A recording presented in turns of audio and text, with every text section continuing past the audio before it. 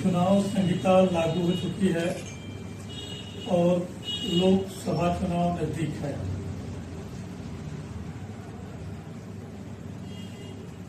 तारीखें भी जारी हो चुकी हैं। उत्तर प्रदेश में कुल मिलाकर 3 से 4 पार्टियां मैदान में रणनीति के साथ हैं। अब उसमें 2 पार्टियां मैं समझता हूं कि ज्यादा लड़ाई में रहेंगी, जैसे भारतीय जनता पार्टी मुख्य है और उसके साथ लड़ाई में रहने वाली है समाजवादी पार्टी, और दोनों में कांटे की टक्कर होने वाली है। और इस चुनाव में गाजीपुर सीट जो है एक ऐतिहासिक स्थान रखता है और रखेगा। जहां पिछली बार भारतीय जनता पार्टी के सांसद मनोज सिन्हा जी थे, उसी में वर्तमान सांसद जो है वो समाजवादी पार्टी के अफजाल अंसारी हैं और चुनाव आ गया है। जनता क्या सोचती है जानेंगे मूल बिंदु के इस कार्यक्रम में। जन के मन की बात, इस कार्यक्रम का नाम ही होगा जन के मन की बात। तो इस कार्यक्रम को शुरू करने से पहले हम सबसे पहले परिचय करा दें। आज हमारे साथ हैं आप नागेश सिंह जी हैं। आप भारतीय जनता पार्टी के बड़े पुराने सदस्य हैं। आपका इस कार्यक्रम में हम हार्दिक स्वागत और अभिनंदन करते हैं। हमारे दूसरे साथी हैं डॉक्टर बालेश्वर विक्रम जी। आप साहित्यकार हैं, सामाजिक विश्लेषक और आलोचक हैं, और हम ये आशा करते हैं कि आप मुखर होकर अपनी बात रखेंगे। हमारे तीसरे मित्र हैं अभिनव सिंह जी। आप समाजवादी पार्टी के कार्यकर्ता हैं और अपनी पार्टी के पक्ष में बात करने के लिए आप उपस्थित हैं, और हम भी आशा करते हैं कि आप खुलकर बात करेंगे। तो मेरा पहला प्रश्न है नागेश सर से। भारतीय जनता पार्टी कहती है कि इस बार 400 के पार, उन्होंने एक नारा दिया हुआ है। तो क्या पहले एक बार राजनाथ सिंह के समय नारा गूंजा था सम साइनिंग इंडिया, क्या वही हाल तो नहीं होने जा रहा है इस बार? क्या कहेंगे आप? पहले तो मैं आपको बधाई देता हूँ कि आपने अवसर पे इतना बढ़िया क्वेश्चन किया। जी जी। और राजनाथ सिंह के समय की जो भारतीय जनता पार्टी थी, एक लंबी यात्रा के बाद, लेकिन वहां तक आते आते भी हमें पूर्ण बहुमत नहीं मिला था। हम प्रयोग पे प्रयोग करके आगे बढ़ रहे थे। जी जी। लोगों का विश्वास जीतने का प्रयास कर रहे थे। जीता भी। 2 सदस्य पहली बार जीतने वाली पार्टी, और राजनाथ सिंह के समय में हम अच्छी स्थिति में आ गए। जी। दल ने सोचा कि लोगों का विश्वास हम पे बढ़ा है और हमने यात्रा निकाली। जी। हमने अपने कार्यों को बताया। जी। बताया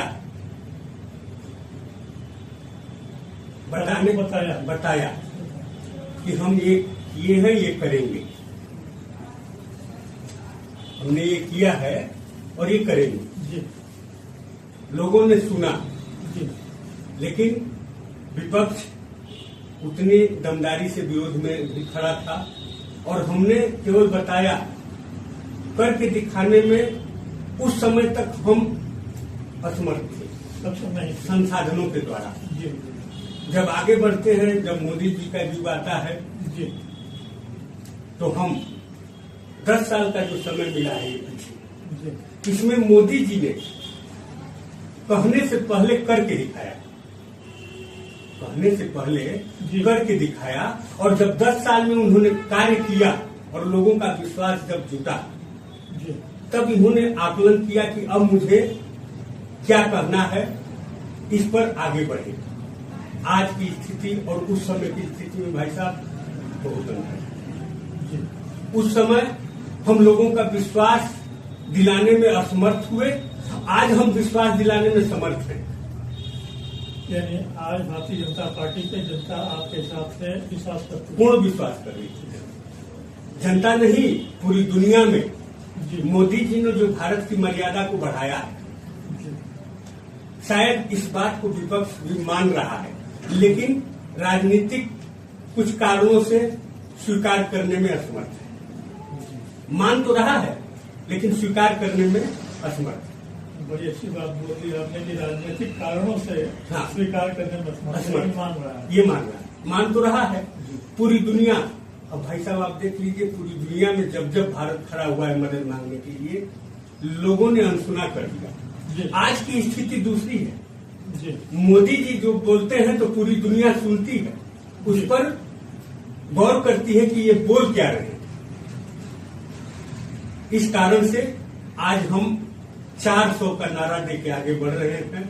और भाई साहब चुनाव के बाद 4 जून के बाद आप परिणाम देखिएगा, शायद 400 से भी पार कर देंगे, शायद 400 से भी पार कर देंगे। आप इतना गौरवान्वित हैं, इसके लिए हम आपको बधाई देते हैं और आशा करते हैं कि जो आप कर रहे हैं वो सही हो। जी। अगले प्रश्न पे हम अगले विश्लेषक डॉक्टर बालेश्वर विक्रम जी से प्रश्न करेंगे कि भाजपा इस देश में विपक्ष विहीन लोकतंत्र की नीति पर काम कर रही है। मूल बिंदु के इस समकालीन राजनीतिक परिवेश में जो विषय आपने बनाया है, इसके लिए आप सबको बधाई। मैं आप साथियों को बधाई देते हुए अपनी बात ये कह रहा हूँ कि ऑक्सफोर्ड से सन 1960 में एक किताब आई थी जी डेनियल बेल की। किताब का नाम है the end of philosophy, the end of ideology. The end of ideology बड़ी चर्चित किताब हुई। वह द्वितीय विश्व युद्ध के संदर्भ में लिखी गई किताब थी। डेनियल बेल जानते थे कि द्वितीय विश्व युद्ध के बाद गांधी जैसे लोगों ने इस देश में एक अहिंसक क्रांति की और हिंदुस्तान नई आजादी का एक तरीके से यहाँ दौर स्वतंत्रता का शुरू हो गया था। पूरी दुनिया में यह किताब इस लिहाज से चर्चित हुई कि अब राजनीति में विचारधाराएं खत्म हो गई। राजनीति को मैनेज करने के लिए पॉलिटिक्स में ऐसे लोगों को लाया जा रहा है जो जिताऊ हो या सत्ता को बना सके। तो विचारधारा विहीन राजनीति का दौर सन 60 के दशक से ही शुरू हो गया था। इस किताब को पढ़ने के बाद भी बहुत सारी राजनीतिक पार्टियां दुनिया में काम कर रही थी। तो डेनियल बेल की किताब का अगर संदर्भ हम ले तो यहाँ की राजनीतिक संस्कृति को हम बढ़िया से समझ सकते हैं। जी उसमें कांग्रेस का जो चरित्र है आप देखें तो पूरा का पूरा कांग्रेस का जो राजनीतिक चरित्र है वह दलाली और चापलूसी का एक संस्कृति दिखाई देता है। और वही दलाली और चापलूसी की संस्कृति आज भाजपा के उत्कर्ष में भी दिखाई देती है।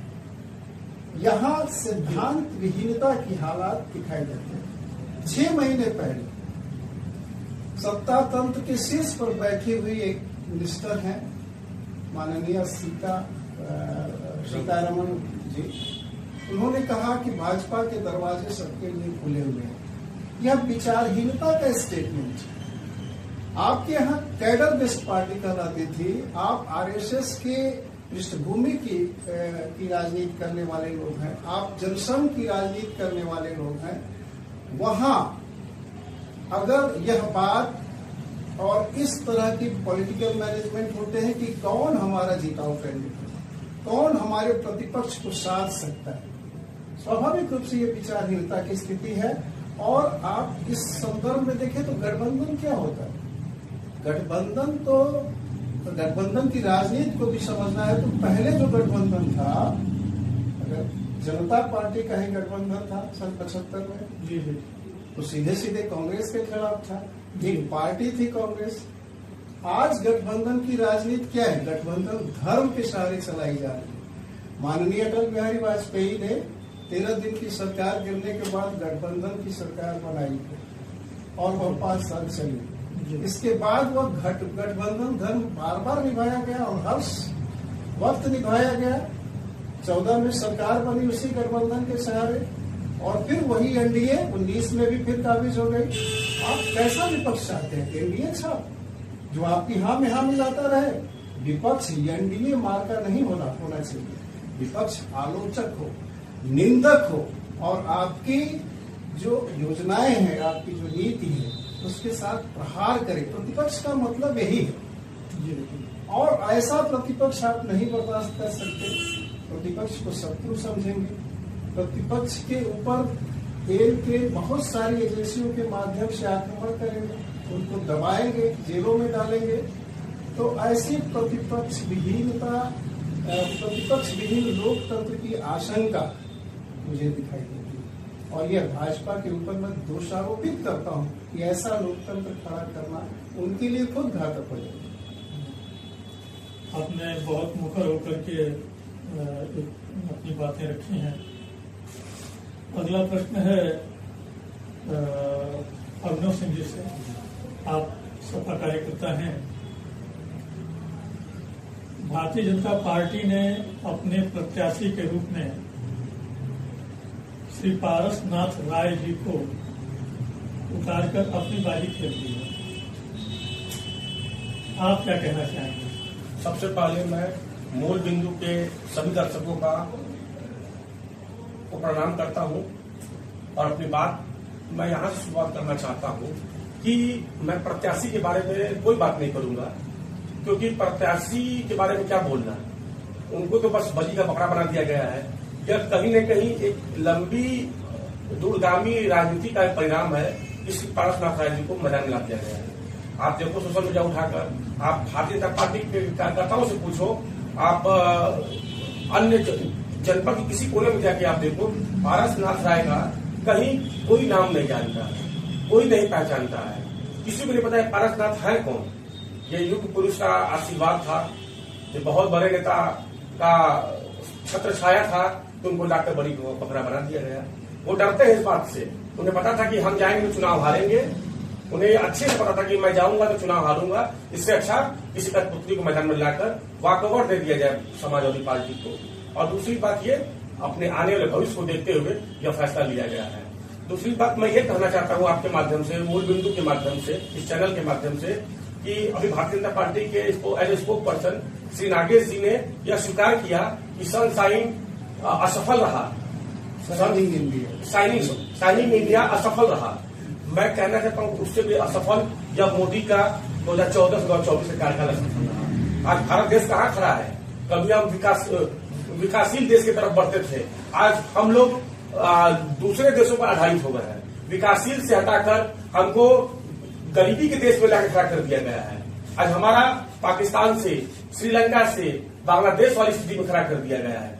मोदी यहाँ फेल है। मैं सवाल करना चाहता हूँ कि मणिपुर की घटना से पूरे देश में शर्मसार तो हुआ ही हुआ, पूरे संसार में शर्मसार हुआ कि बहन बेटी को नंगा करके दौड़ाया जा रहा है।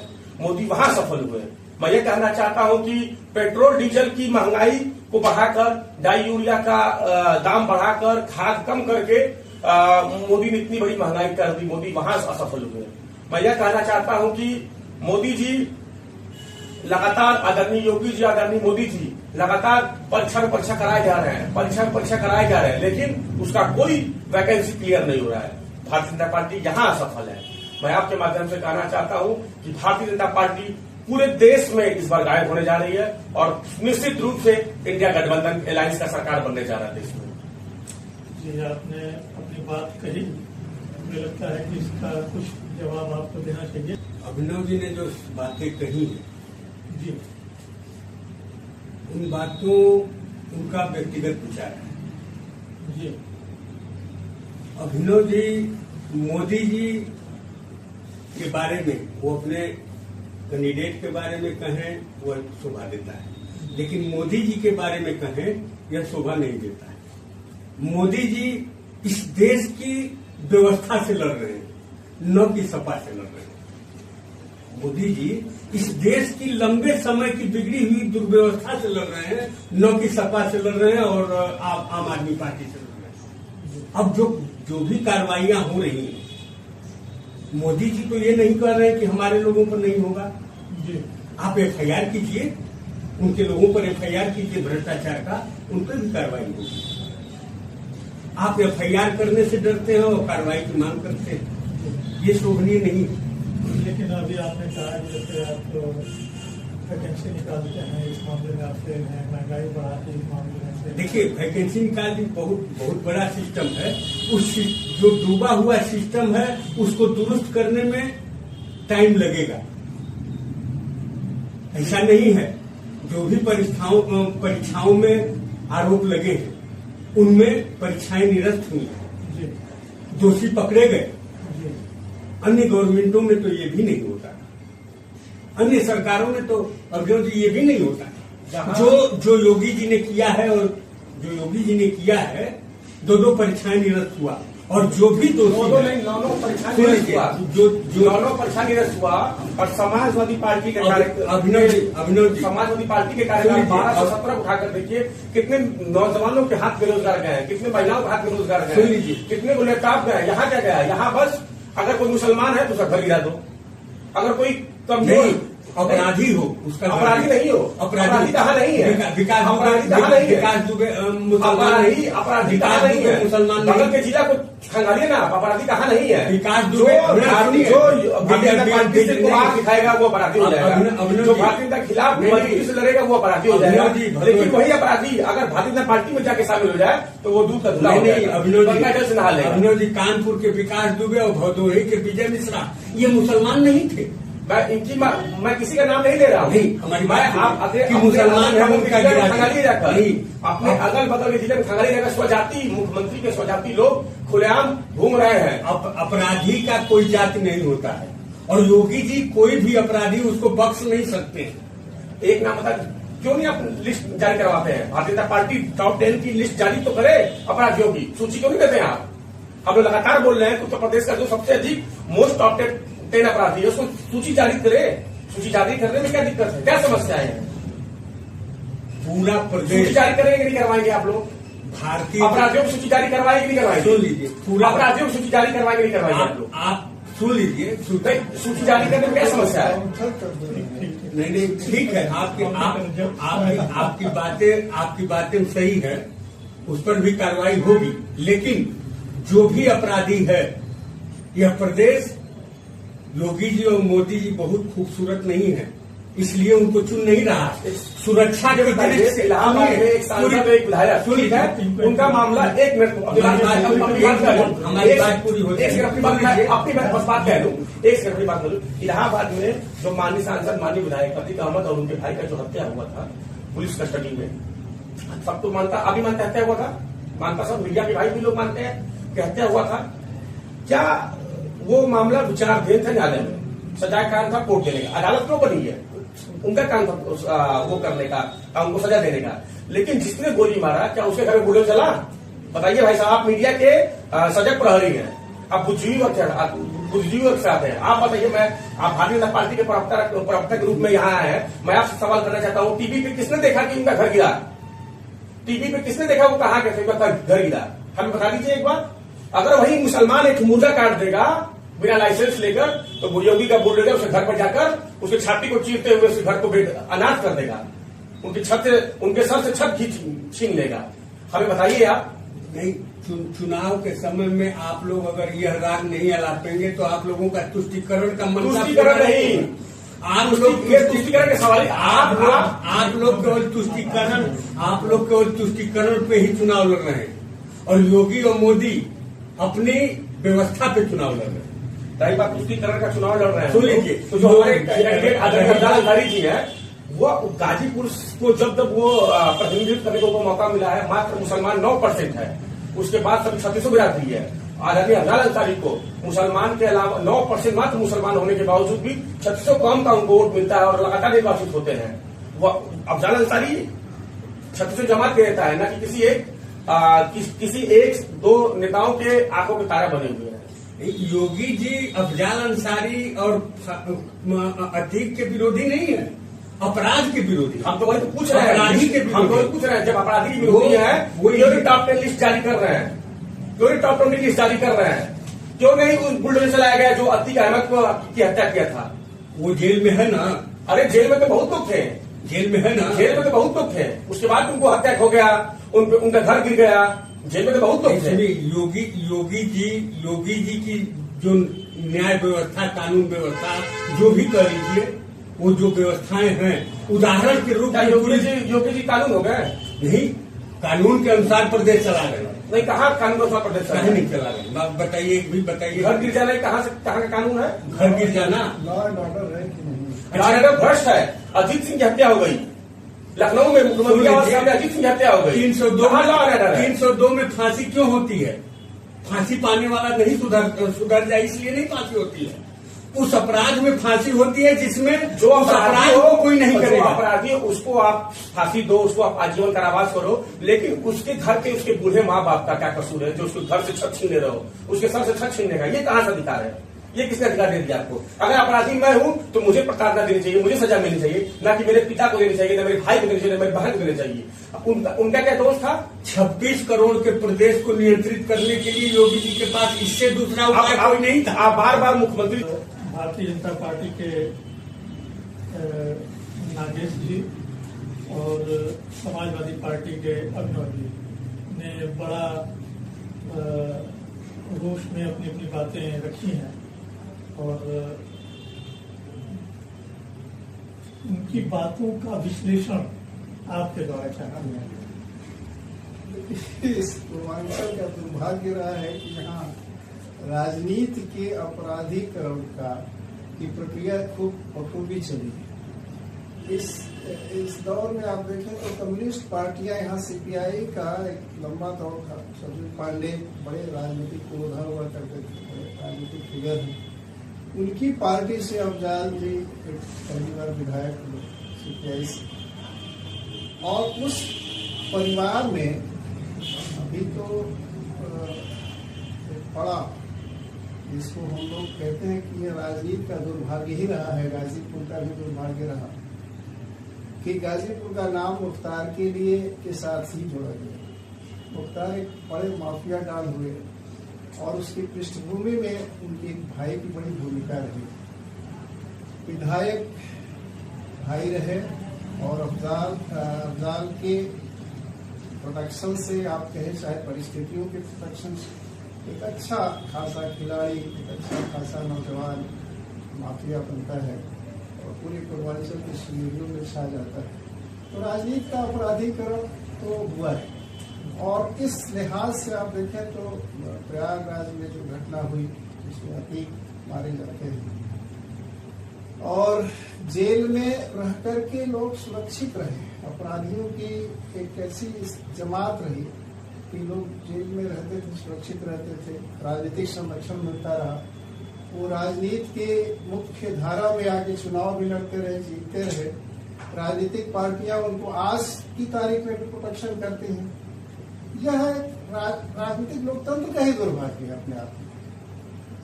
ये इस लिहाज से आप देखें तो यहाँ बहुत ही खराब हालात हैं अनुपम जी, और हम समझते हैं कि यह जैसे हम लोग चाहते हैं कि राजनीति में शुचिता हो।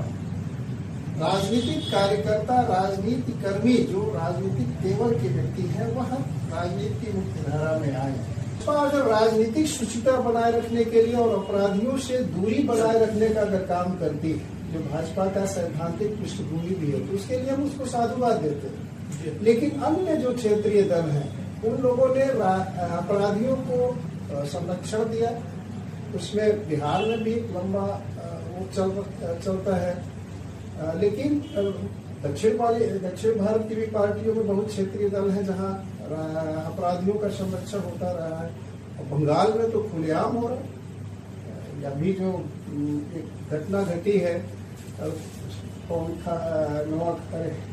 नवाखाली के बगल में, वह तो सारे के सारे अभी बहुत सारे ऐसे अपराधी हैं जो राजनीतिक संरक्षण में पल रहे हैं और आगे बढ़ रहे हैं। यह राजनीति भारतीय लोकतंत्र के लिए दुर्भाग्यपूर्ण स्थिति। इस विषय में आप भारतीय जनता पार्टी की सरकार को किस रूप में देखते हैं? भारतीय जनता पार्टी की सरकार इससे बच नहीं पाई। मैं यह देखता हूं कि पूरे के पूरे भारतीय जनता पार्टी की सरकार या इस सत्ता तंत्र के भीतर दलाली का रोग, चापलूसी का रोग, वही जो कांग्रेस की संस्कृति में था वह रोग लगता चला जा रहा है। और वही ढाक के 3 पार जिस सत्ता तंत्र को हम लोग झेल रहे थे पहले, वही फिर आ रहा है। तो फिर क्या फर्क पड़ा है? हम इसको कैसे व्यवस्था परिवर्तन कहेंगे? यह तो हाँ बिल्कुल एक सामान्य राजनीतिक परिवर्तन है कि नागनाथ की जगह सापनाथ को बिठा दिया। ये कौन सा परिवर्तन है? आपने बड़ा प्रखर होके अपने विचार रखे और नागेश सिंह जी आपने भी बड़ा सुंदर जवाब दिया प्रश्नों का। अभिनव जी आपने भी बहुत उत्कृष्ट जवाब दिया है अपने प्रश्नों का, और आशा करते हैं कि जन के मन की बात लोगों को भी समझ में आएगी और राजनीतिक पार्टियों को भी समझ में आएगी। आगे भी ये कार्यक्रम जारी रखेंगे। इसी के साथ धन्यवाद।